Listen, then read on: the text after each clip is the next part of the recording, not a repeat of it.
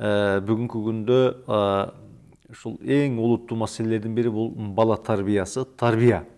Кече Алтысындагы болгон окуялар бизге балдарыбыздын кандай ыймандуу экенин, балдарыбыздын кандай таалим, тарбия алып жаткандыгынын үлгүсүн көрсөттү десек жаңылышпайбыз. Анткени ошол чыр чыккан учурда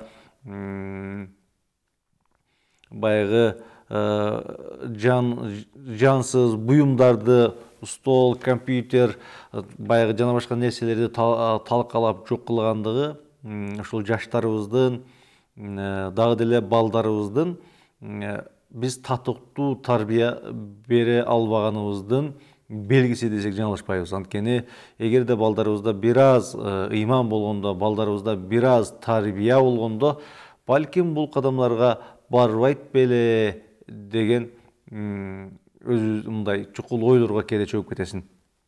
Ошондуктан бала тарбиялоо албетте ата болуу оңой, эне болуу оңой, бирок татыктуу ата болуу кыйын, татыктуу эне болуу кыйын дегендей, татыктуу тарбия берүү дагы оңой олтоң иш эмес экен. Ошондуктан Алла Таала Куран Керимде кээ бир адамдар бар, ар дайым өзү менен эле алекта, бирок ушул жанындагы үй бүлөсү, бала бакырасы, кыздары үй бүлө кош көңүл калып кеткен учурлар кездешет. Кээде ата энеси ушу бир үйдө жашайт, бирок баласы эмне кылып атканын, баласы кимдер менен жора жолдош болуп жүргөндөрүн, кызы кимдер менен жүрөт, кайсыл жака басып барып атат, кечинде кайда чыгып атат, канчада келип атат, канчада кетип жатат, бул жөнүндө кээ бир ата энелердин маалыматы жок. Өкүнүчтүүсү кээ бир ата энелер балдарыны бул жака алыскы, жакынкы бир туугандарга таштап коюп, анан кийин чет өлкөгө, кара курсактын аркасынан чет өлкөгө чыгып кеткенде балдарыбыз тирүүлей жетим, баягы тарбиясыз калып кетип атканы бул кашкайган чындык.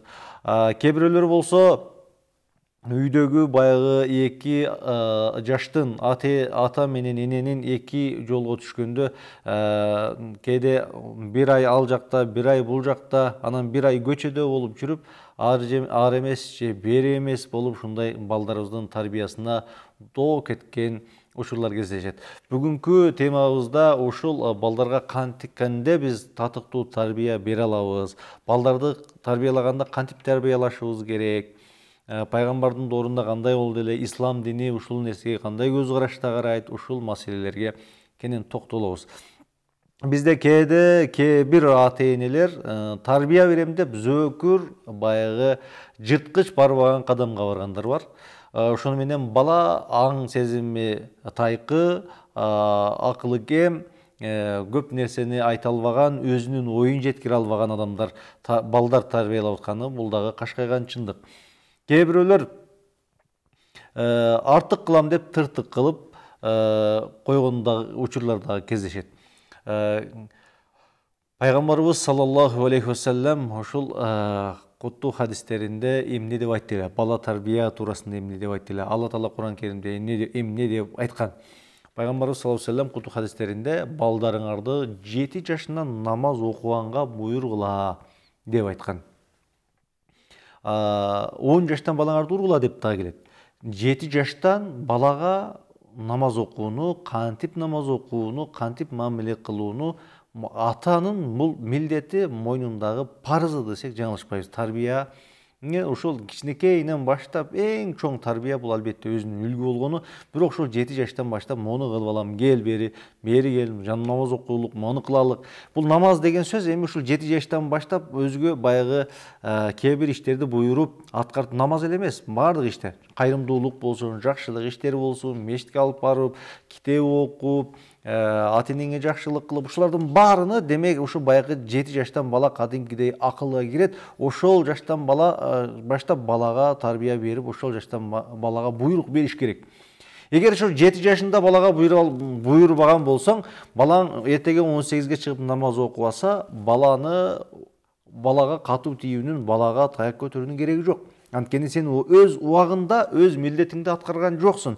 Эгерде 7 жашында ошол ата энеси менен кандай мамилеге кылышты сен үйрөтпөсөң, эртеге 25-ке чыкканда сени карыялар үйүнө апарып койсо, ал баланы жемелештин кереги жок. Балким сен ата эне сен күнөөлүүсүң. Анткени сен ушул баланын өз убагында тарбия берген жоксуң.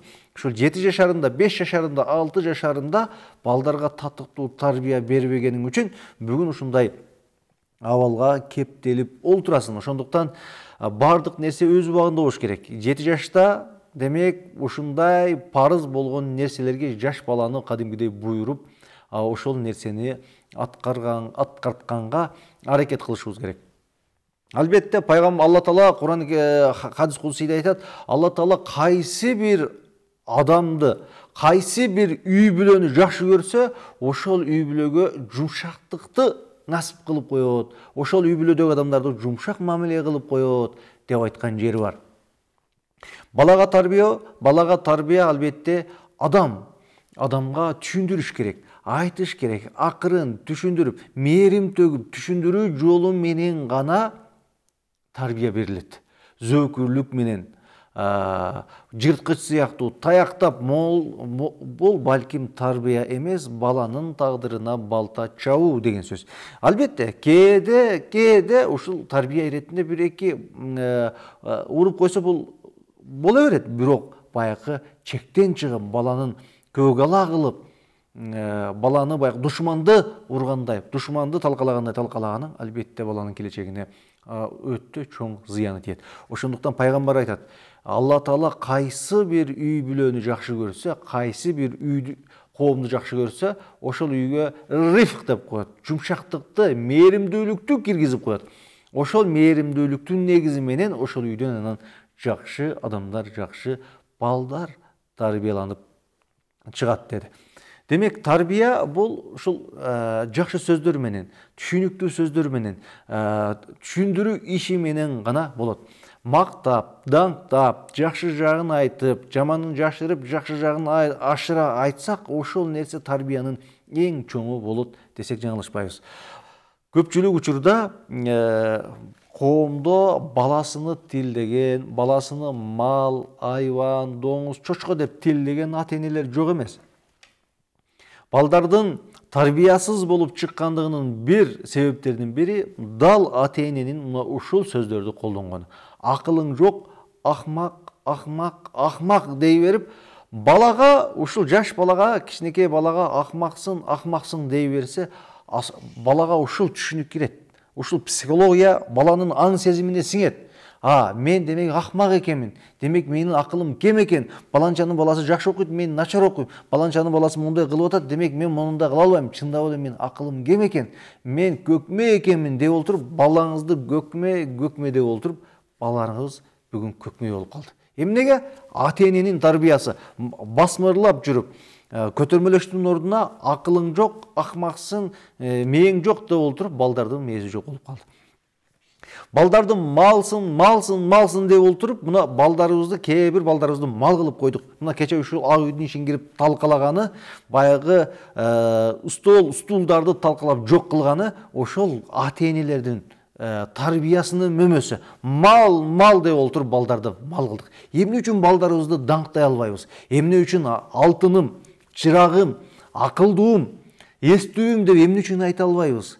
Баланы, кичинекей баланы акылдуу деп койсоң, кадимкидей бала, жаш бала, сөздү түшүнбөгөн бала кадимкидей өзгөрөт. Жакшы сөз жылы сөз жыланды ийинен чыгарат дегендей, жаш балага, кичинекей балаңыз 1 жашар, 2 жашар балаңызды мактап койсоңуз, ай азамат, мону менин балам деп койсоңуз, кичинекей балаңыз кадимкидей таасирленет, кадимкидей жүз өзгөрөт. 1 стакан суу алып келсе, алтын балам мага 1 стакан суу алып кеп берди, атасын багат, үй бүлөсүн багат бул балам деп койсоңуз, томпоңдогон бойдон кайра кухняга суу алып келгени. Кичинекей сөзгө али жакшы түшүнө элек балага ушул сөзүңүздүн таасирин карасаңыз. Эми ошол балдардын көзүнчө, аялыңыздын көзүнчө, тууган уруктардын көзүнчө басмырлаганыңыз, акмаксың десеңиз, малсың десеңиз, ошол сөздүн кадимкидей таасири болот. Ошондуктан мен ата энелерге кайрылат элем. Келиңиздер, балдарды акылдуум деп чакыралык.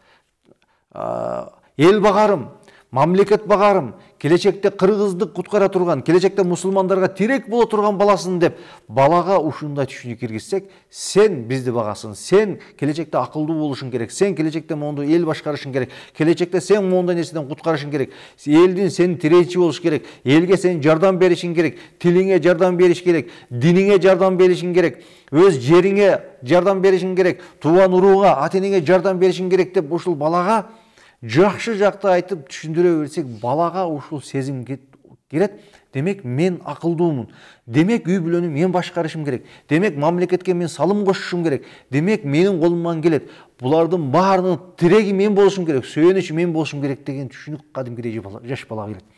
Ошондуктан жаш балага эч качан жаман айтпаңыз. Ар дайым даңктаңыз. Жакшы иш кылган болсо, кол турган жеринде азаматсын, колуңдан келет, өзгөчө мээрим төгүп, анын үстүндө шылдыңдап, паска уруп, элдин астында шерменде кылбастан, аны мактап, даңктап туруп анан кийин баланы тарбиялашыбыз керек.